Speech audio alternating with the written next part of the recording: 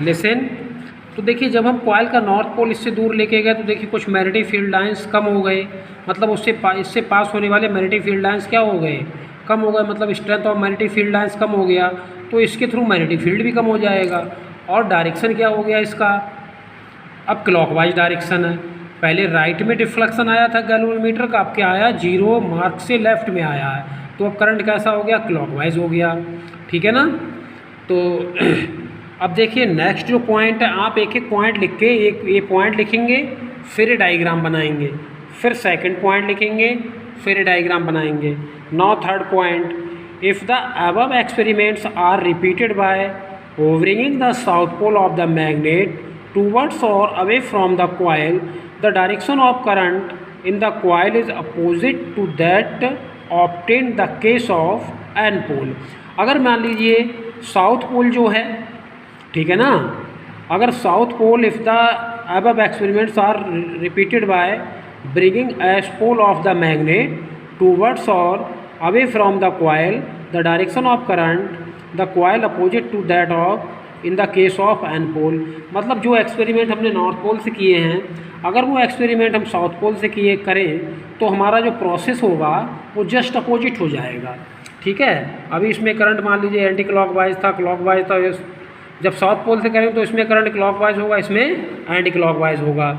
ठीक है। अगर देखिए मैग्नेट को हम क्या रखें, फिक्स रखें, मैग्नेट को क्या रखें, फिक्स रखें। When the magnet is held stationary anywhere near और inside the coil, the galvanometer does not show any deflection. अगर मैग्नेट को हम फिक्स रखें, ठीक है, तो कॉइल में किसी तरह का डिफ्लेक्शन नहीं आता है। क्यों नहीं आता है, क्योंकि मैग्नेट को अगर फिक्स रखेंगे तो कॉइल के थ्रू मैग्नेटिक फील्ड चेंज नहीं होगा। जब मैग्नेटिक फील्ड चेंज नहीं होगा तो मैग्नेटिक फ्लक्स भी चेंज नहीं होगा। जब मैग्नेटिक फ्लक्स चेंज नहीं होगा तो इसमें इंड्यूस जो पैदा होने वाला करंट है वो क्या हो जाएगा, ज़ीरो हो जाएगा। ठीक है।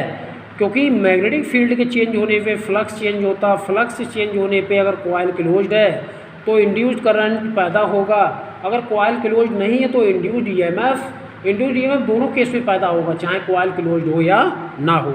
इंड्यूस्ड ईएमएफ जनरली होता है वोल्टेज, वही यहाँ पर एक्सप्लेन कर दिया है। When a war magnet is placed near a coil, a number of lines of force pass through it, number of lines of force कहें या फिर मैग्नेटिक फील्ड लाइन्स कहें, बात एक ही होती है। ठीक है। As the magnet is moved closer to the coil, the magnetic flux, the total number of magnetic lines of force linked with the coil increases and induced EMF and hence an induced current set up in the coil in one direction. As the magnet is moved away from the coil, the magnetic flux linked with the coil decreases and induced EMF and hence an induced current is set up in the coil in the opposite direction as soon as the relative motion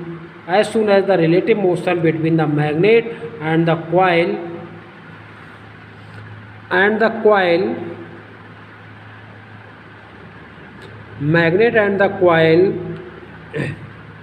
cases, the magnetic flux linked with the coil stop changing and so the induced current through the coil becomes zero। समझ में आया। देखिए ये है, अगर हम coil और magnet का रिलेटिव मोशन करते हैं, जब कॉइल और मैग्नेट का रिलेटिव मोशन करते हैं तो मैग्नेटिक फ्लक्स होता है लिंक्ड का मतलब उसके थ्रू, कॉइल के थ्रू। ठीक है। कॉइल के थ्रू मैग्नेटिक, लिंक्ड का मतलब कितने मैग्नेटिक फील्ड लाइन्स उससे पास हो रहे हैं, लिंक हो रहे हैं, क्रॉस कर रहे हैं। जैसे यहाँ पर देखिए ये डायग्राम दिया हुआ है, इससे कितने मैग्नेटिक फील्ड लाइन लिंक हो रहे हैं, इससे अटैच हो रहे हैं, मतलब इससे पास हो रहे हैं। ठीक है। And the coil cases the magnetic flux linked with the stop changing and so the induced current through the coil becomes zero। अगर देखिए रिलेटिव मोशन क्या करते हैं, हम स्टॉप करते हैं। ठीक है। And the coil the magnetic flux linked, अगर हम रिलेटिव मोशन क्या कर दें, कॉइल और मैग्नेट के बीच जीरो कर दें तो हमारा क्या आ जाएगा, करंट कितना आएगा, ज़ीरो करंट आ जाएगा। समझ में आया। इंड्यूस करंट क्या होगा, ज़ीरो होगा। क्यों, क्योंकि कोई भी मैग्नेटिक फील्ड लाइंस अगर पास होगी कॉइल के थ्रू तो उससे कोई भी चेंज नहीं होगा मैग्नेटिक फील्ड में। जब मैग्नेटिक फील्ड में कोई चेंज नहीं होगा तो फ्लक्स में कोई चेंज नहीं होगा। जब फ्लक्स में कोई चेंज नहीं होगा तो इंड्यूस्ड ईएमएफ और इंड्यूस्ड करंट क्या हो जाएगा, ज़ीरो हो जाएगा।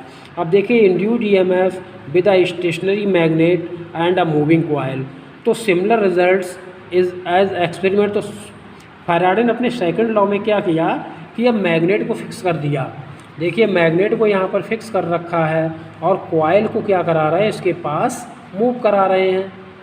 जब मैग्नेट को फिक्स किया और कॉइल को मूव कराया, बी इक्वल टू 0 का मतलब मैग्नेट रेस्ट में है और कॉइल में वेलोसिटी है, तब भी इसमें डिफ्लेक्शन आया।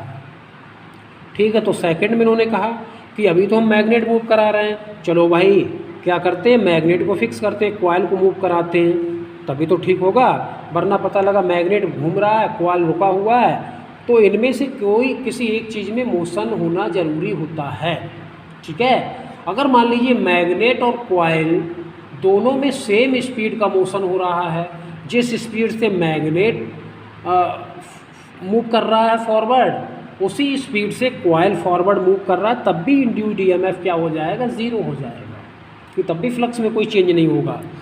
अब देखिए induced EMF with a stationary magnet, अगर मैग्नेट को स्टेशनरी किया जाए और कॉइल को मूव कराया जाए, तब भी कॉइल से चेंज होने वाला, तब भी कॉइल से क्या होगा, मैग्नेटिक फील्ड चेंज होगा, मैग्नेटिक फील्ड चेंज होगा, फ्लक्स चेंज होगा, और गैल्वेनोमीटर में क्या आएगा, डिफ्लेक्शन आएगा।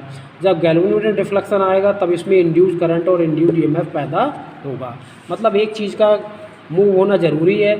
अब जितना फास्टर मोशन होगा, कॉइल और मैग्नेट के रिलेटिव मोशन जितना फास्टर होगा, उतना ही ज़्यादा इसमें करंट बनेगा, उतना ही ज़्यादा इस कॉइल में करंट फ्लो होगा।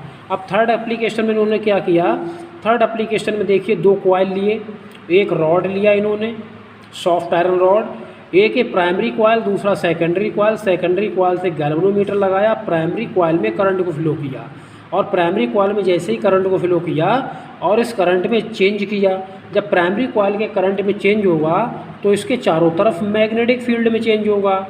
जब मैग्नेटिक फील्ड में चेंज होगा तो सेकेंडरी कॉइल इसके पास रखी हुई है, तो सेकेंडरी कॉइल से पास होने वाले फ्लक्स में चेंज होगा। जब सेकेंडरी कॉइल से पास होने वाले फ्लक्स में चेंज होगा तो इसमें क्या होगा, इसके एंड्स के अक्रॉस एक इंड्यूस्ड ईएमएफ क्रिएट हो जाएगा।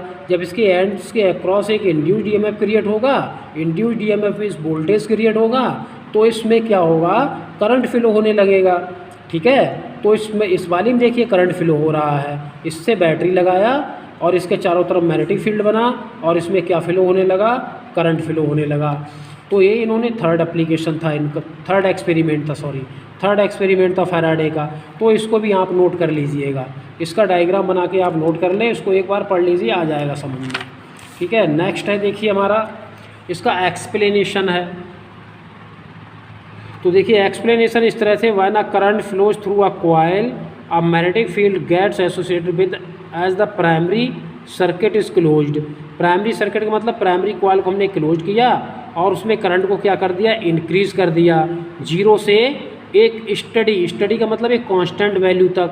द मैग्नेटिक फ्लक्स इंक्रीजेज, और मैग्नेटिक फ्लक्स भी इंक्रीज हो गए कॉइल के थ्रू, और जैसे ही मैग्नेटिक फ्लक्स इंक्रीज हुए कॉइल के थ्रू, वैसे एक इंड्यूस्ड ईएमएफ सेट हो गया। ठीक है, और जैसे ही इंड्यूस्ड ईएमएफ एक सेट हुआ और इससे सेकेंडरी से फ्लक्स पास होने लगा, सेकेंडरी से जैसे ही फ्लक्स पास हुआ तो सेकेंडरी में जैसे ही सेकेंडरी में फ्लक्स का चेंज हुआ, वैसे सेकेंडरी में इंड्यूस्ड ईएमएफ और एक इंड्यूस्ड करंट सेटअप हो गया। ठीक है, तो देखिए इसको मैंने आपको समझा दिया, आप पढ़ लेना, अच्छी तरीके समझ में आपके आ जाएगा।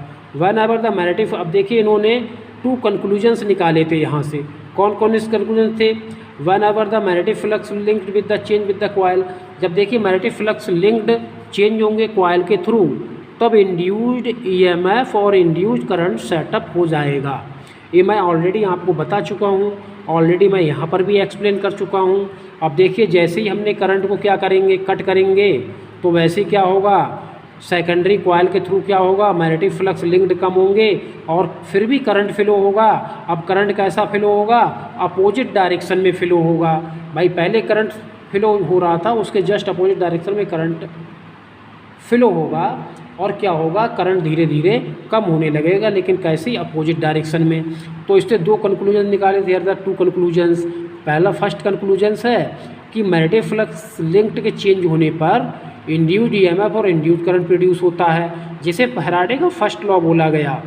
और ये देखिए सेकंड है, the higher the rate of change of magnetic flux linked, और जितना रेट ऑफ चेंज ऑफ, जितना higher rate of change of magnetic flux होगा उतना ही इसमें, उतना ही ज़्यादा इंड्यूस्ड ईएमएफ और इंड्यूस्ड करंट बनेगा। भाई जितना देखिए हायर मैग्नेटिक फ्लक्स लिंक्ड में चेंज होगा, मैं हायर मैग्नेटिक फ्लक्स चेंज होगा, ठीक है। हायर जब मैग्नेटिक फ्लक्स चेंज होगा किसी कॉइल के थ्रू, तो उतना ही ज़्यादा क्या होगा, इंड्यूस्ड ईएमएफ उसके एंड्स के अक्रॉस होगा, और जितना ज़्यादा इंड्यूस्ड ईएमएफ होगा उतना ही ज़्यादा इंड्यूस्ड करंट बनेगा, ठीक है ना। तो आज आपका ये एक्सप्लेनेशन हो गया, इसका डायग्राम हो गया, और अच्छी तरीके से मैंने एक्सप्लेन भी कर दिया। और एक बार आप इसको पढ़ लें, नोट जरूर कर लें, नोट करने के बाद इसको आप पढ़ लें फिर, क्योंकि आपको लिखना आज बहुत पड़ेगा, बहुत ज़्यादा थ्योरी आज लिखने के लिए। फ़िलहाल समझ में आ जाए तो लिखना कोई बड़ी बात नहीं होता है, ठीक है। Okay, thank you.